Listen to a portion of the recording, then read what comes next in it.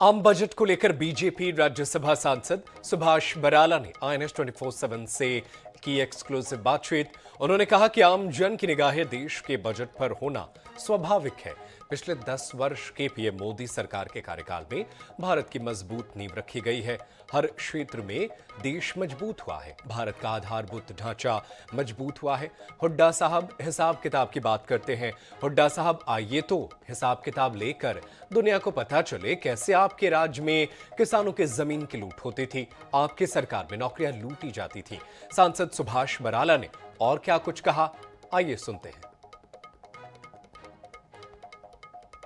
सीतारमन आम बजट पेश करेंगे। हमारे साथ सुभाष बराला जी बात करने के लिए मौजूद हैं। सर, किस तरह की समझ रहे हैं कि जो आम बजट से अपेक्षाएं वो आम जन जो है लगाता हुआ नजर आ सकता है? देखिए, निश्चित रूप से देश का जब बजट प्रस्तुत होता है तो आम जन की निगाह उसके ऊपर रहना स्वाभाविक है और होनी भी चाहिए। लेकिन मैं एक बात कहता हूं कि जो 10 साल के अंदर पिछला 10 वर्ष का जो कार्यकाल था देश के प्रधानमंत्री नरेंद्र मोदी जी के नेतृत्व, एक मजबूत भारत की निर्माण की नींव इन सालों के अंदर रखी गई है।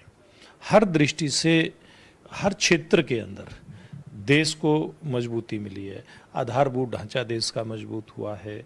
शिक्षा के क्षेत्र में देश ने तरक्की की है। किसानों के मामले में दुनिया भर से हमारा किसान मुकाबला करे, इसके लिए किसानों को संसाधन उपलब्ध करवाए गए हैं। उनको लाभकारी मूल्य देने का प्रयास सरकार ने किया है। किसान की फसल की लागत का मूल्य किस प्रकार से कम हो, यानी कि लागत मूल्य कम हो और किसान को ज़्यादा लाभ मिले, इस बात का प्रयास हुआ है।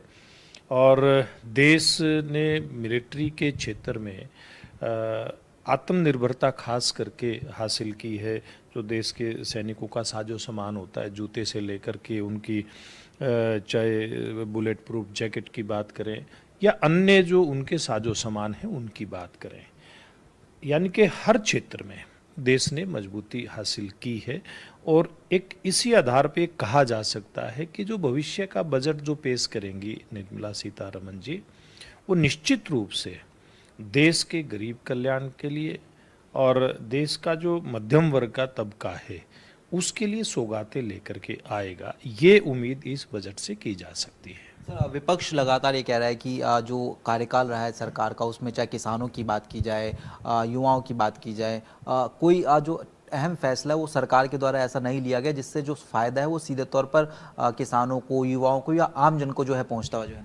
देखिए, मुझे लगता है कि विपक्ष बातों को राजनीतिक चश्मे से देखता है। अगर 10 साल में ऐसा कुछ नहीं हुआ होता युवाओं के लिए या हर वर्ग के लिए, किसान के लिए, जो ये बातें करते हैं विपक्ष के लोग, तो तीसरी बार भारतीय जनता पार्टी की नरेंद्र मोदी जी के नेतृत्व में सरकार नहीं बनती।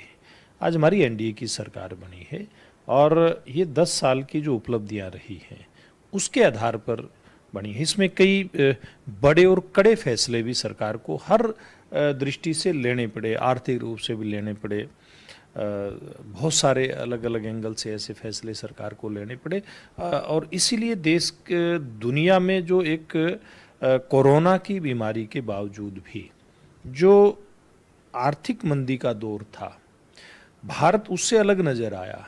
हमारे देश की जो आर्थिक प्रगति है, जीडीपी है, वो 8% से ऊपर रही और पूरी दुनिया की किस प्रकार की स्थिति रही हम सब लोग जानते हैं। लेकिन विपक्ष का काम है विपक्ष का आलोचना करना। लेकिन मैं कह सकता हूँ पूरी दुनिया के मुकाबले भारत ने मजबूती हासिल की है।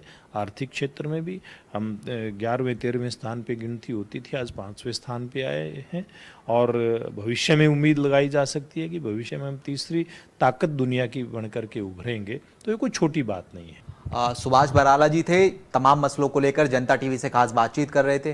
कैमरामैन मोहित के साथ स्पर्श शर्मा, जनता टीवी, दिल्ली।